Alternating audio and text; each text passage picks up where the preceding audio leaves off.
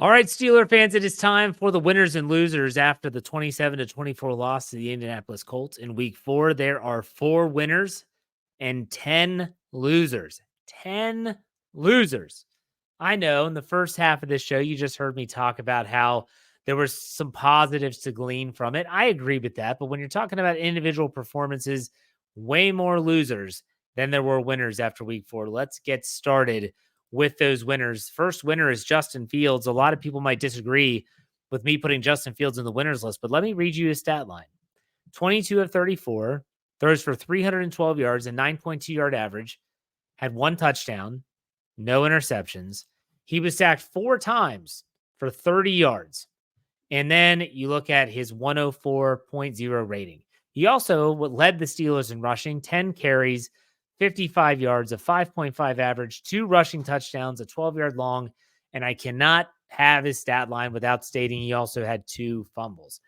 So I mentioned this in the first half, and I'll reiterate it. Justin Fields, first and foremost, I don't think is the reason they lost the game. I also think Justin Fields is the best quarterback option for the Steelers at this juncture.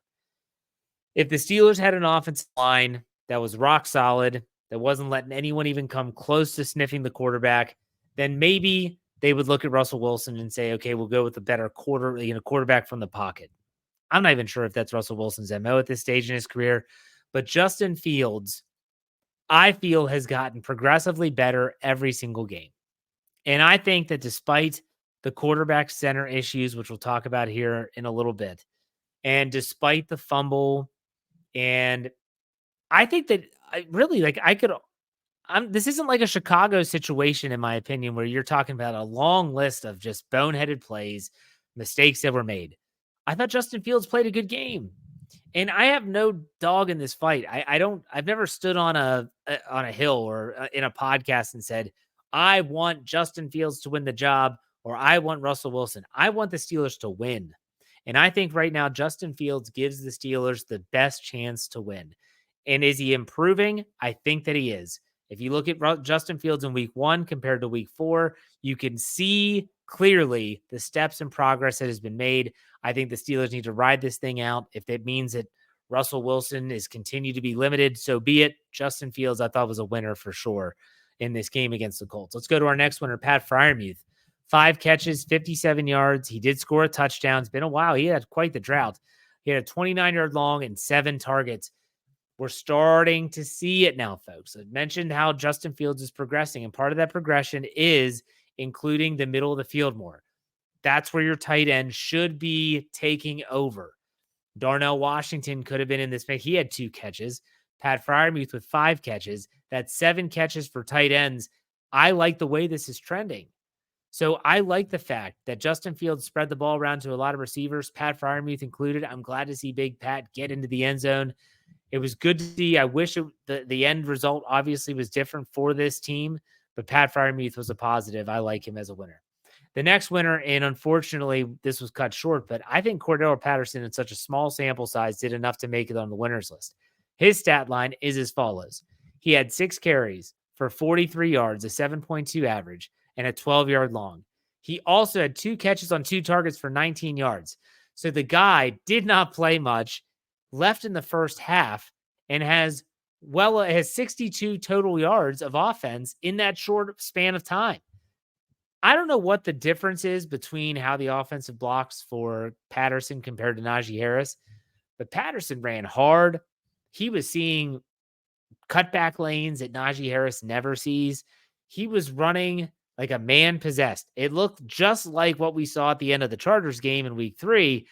Now it was in Indianapolis. And that was when you're starting thinking, okay, here we go. Now the Steelers are getting a little groove.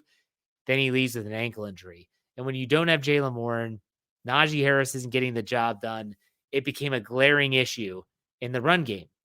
Cordero Patterson, even at his age, was missed after he left. And it was a really big issue for the Steelers moving forward. And so hopefully Patterson's ankle injury is not serious or significant, but still he finishes on the winners list because I thought that even in his very short amount of time on the field, he made an impact for sure. The last winner, the red zone offense. The red zone offense, The Colts red zone defense was 26, tied for 26th in the league entering week 4. And that trend continued because they were giving up around 60%. They gave up 75% in this game. The Steelers offense went 3 for 4 in the red zone. Good for the Steelers to get there. Their third down offense did not. I talked to Dave Schofield and he said, just don't put them on the losers list if they don't do it. They were not over 50%, so they don't find themselves on the winners list, but the red zone conversion was good. So that's it. That's it for the winners. Justin Fields, Pat Freiermuth, Cordero Patterson, and the red zone offense. Those are the only winners. Now let's go to the losers. The obvious first loser are the injuries. They just keep adding up. Talked about them in the first half. James Daniels, Cordero Patterson, Nick Herbig all with ankle injuries. That's on top of, players like Jaylen Warren, Alex Highsmith, who missed this game for knee and groin injuries. It's going to be really challenging for the Steelers team to make serious, significant steps if they can't stay healthy. These things are flukish, especially ankles when you get rolled up on. You can't control that. Groin injuries, hamstring injuries, soft tissue injuries, that's debatable. I could say that a lot of that has to do with training, but still, these are different. The injuries, they have to be on the losers list for sure. Okay, let's go to the next one. It's the defense.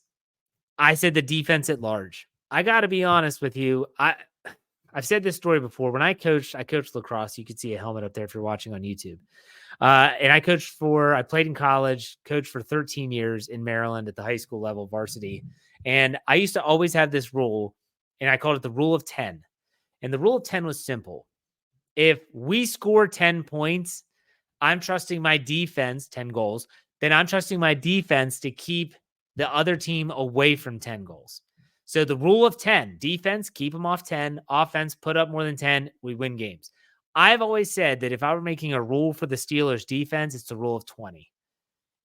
The Steelers defense, for as amount of money they've pumped into that side of the field in terms of their salary cap, in terms of the pedigree that's over there, if the Steelers offense gets to 20, I feel like the Steelers should be winning a lot of games.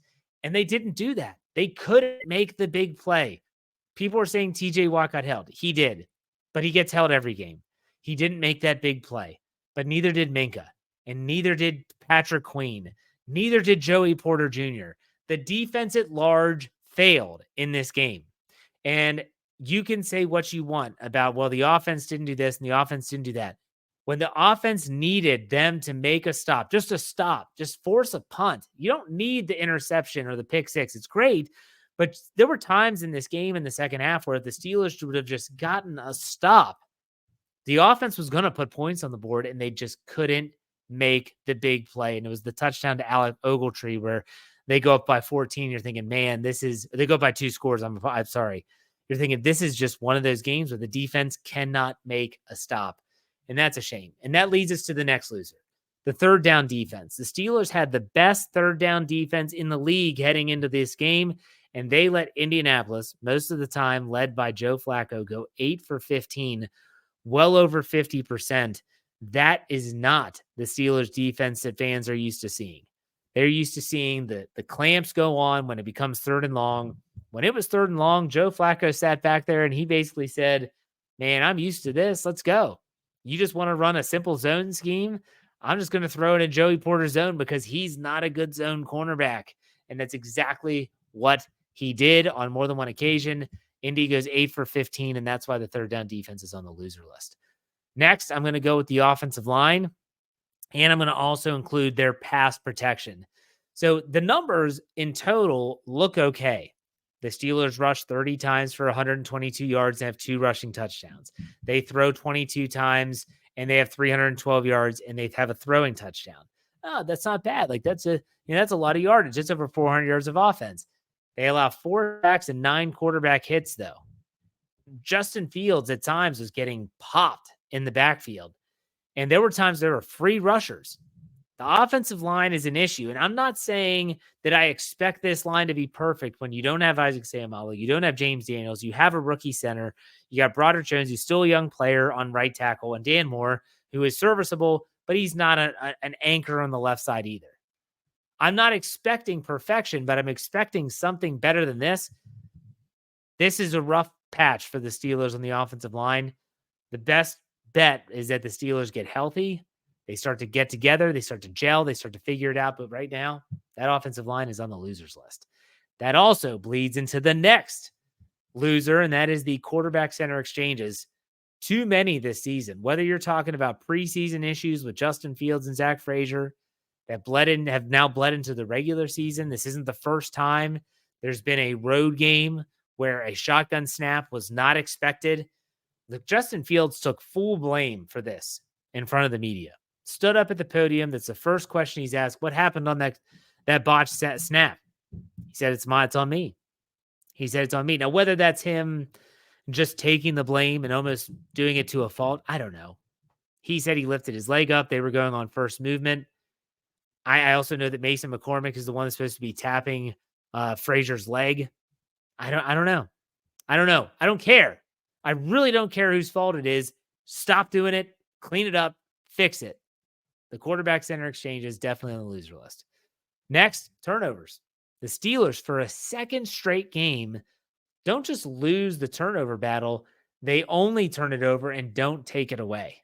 So they're -2 in turnover differential. So at one point, after 2 weeks, the Steelers were leading the NFL with a +5 turnover differential, I think. That has changed quickly. I think they're maybe +2 now after being -3 in the last 2 weeks. This offense, while it has shown the ability to overcome mistakes, cannot do it multiple times in a game, especially, and we'll talk about this gentleman in a second, red zone turnovers. They are backbreakers, absolute backbreakers. So let's talk about Mr. Pickens a little bit. George Pickens, you look at his stat line and you're thinking, Jeff, how in the hell do you have this guy on the loser list? He has 7 catches for 113 yards, a 16.1 average, does not score a touchdown, is a 38-yard long, but he has a fumble. And it's not just the fumble. That was a very costly fumble. That's a red zone fumble. I know you're fighting for yards, and I know that, hey, the effort's there, but the execution sucks. And you know what else? For the second straight game, a really big drop pass. So he's making all the crazy catches, and he's always been able to do that. But at what point does he's got to start dialing in these pretty basic catches? It was the drop touchdown this week. Last week was a drop first down. There's a third down play that he dropped. These are the plays that if George Pickens wants to be that type of guy, and when I say that type of guy, I'm talking about he wants to label himself as WR1, and he is the Steelers' WR1, but if he wants to be considered an upper echelon receiver in the league, a Justin Jefferson, a Stephon Diggs, those type of players, these issues don't always creep up. Let's hope it's not a trend. Next loser is the coaching staff. I think the Steelers were outcoached from top to bottom. Shane Steichen's plan to come out in this game, I don't know. I guess maybe this is just my own inkling, my own, just thinking about the game prior to the game. I think this Colts team has been listening to all this stuff said. Everyone's picking against them. They're at home. They stink. They can't stop the run. They're going to come out fired up. They're going to be run blitzing the hell out of it. And it just seemed like the Steelers weren't ready. It just felt like the Steelers weren't ready. And not only that, the fundamental issues like defensively, why so much zone? You're getting torched in these zone schemes. Absolutely torched. And the fact that they don't have a slot cornerback and they're trying to ask Peyton Wilson to cover Joshua Downs, like that's such a big mismatch. And then on offense, the predictability at times of Arthur Smith, like second and long, we're running it over and over again. Come on. That's a Matt Canada thing. That kind of gave everyone some PTSD. Coaching staff, y'all got worked in this game. So let's get it together. Get ready for Dallas. Put this one behind you. They did make the adjustments in the end, at least on offense. But at some point, you can't have these lulls in production. That can't happen. Coaching on the loser list. Next, the penalties. The Steelers continue to be a highly penalized team. They were penalized 6 times for 53 yards. So there's a lot of pre-snap issues again. They had another illegal formation. There was a delay of game. Clean it up. I said it in the first half of this podcast, and I'll say it again. Mike Tomlin, get the officials to come out to practice again. I don't care if they have to take residency in the Pittsburgh area. Get them at practice so that this crap stops. It's just ridiculous now when you see all these plays that are just, it's a penalty. It's a penalty. Not to mention post-snap penalties like Spencer Anderson's personal foul. Minkah Fitzpatrick, his foul. Let's talk about the last loser, shall we? Officiating. The stat line is, it is as questionable as always. And I'm going to be honest with everyone that's listening or watching this podcast. When I say I'm going to be honest, I think that the defensive pass interference call was absolute garbage. I thought the defensive pass interference on, who was that? Joey Porter Jr., garbage. The roughing the passer call, the first one on Justin Fields, that was garbage too. Minkah Fitzpatrick's flag along the sideline, what are we doing? I mean, and Minkah said this after the game. I thought we were playing football. Like, you can't hit anyone anymore. Yes, the ball is over his head. Minkah's trying to hold up. He's not trying to hit anybody. I mean, at one point, you're watching Minkah Fitzpatrick coming up in a run-stopping situation on Anthony Richardson. Richardson slides late. They collide. Minkah's literally trying to hug him so that he doesn't hit the ground. That is what they're forcing these defenders to do. I said this in the post-game show, and I'll say it again. The officiating is so bad that defenders are being neutered. They're not able to make plays on the ball that they've grown up making. The officiating is bad all across the board. I don't even know where to start. I've always said it. I don't know how to fix it, but that's above my pay grade. And the fact that the NFL is just kind of like sitting on their hands saying, oh, it's fine. It is what it is. They'll just get used to it. I'm not going to get used to it. And so there you have 10 losers. All right, let's hope we don't have to do a lot of these. Let's hope this is just a bump in the road. Let's hope this is just a blip on the radar. And let's hope that next week we'll be talking about a Steelers win again and a victory Monday and not this. But the Steelers are going to have to sit on this. It's going to be a tough one for them, for sure. It's going to be a tough one to just kind of get over this. Because this is a game they could have had. They should have had. And they didn't. Let it slip through their fingers. It's 27-24. All right, folks. I'll be back on Wednesday, as I always am. Be sure to look out on Tuesday for the tweet, for the mailbag. I ask the question. You respond. I answer it live on the air on Wednesday. And on Wednesday, we'll also have the keys to victory. Make sure you check out SteelCurtainNetwork.com for all your Pittsburgh Steelers needs. That's it. In the meantime, you finish these out. Be safe, be kind, and God bless. Have a great start to your week. We'll see you on Wednesday. Go Steelers.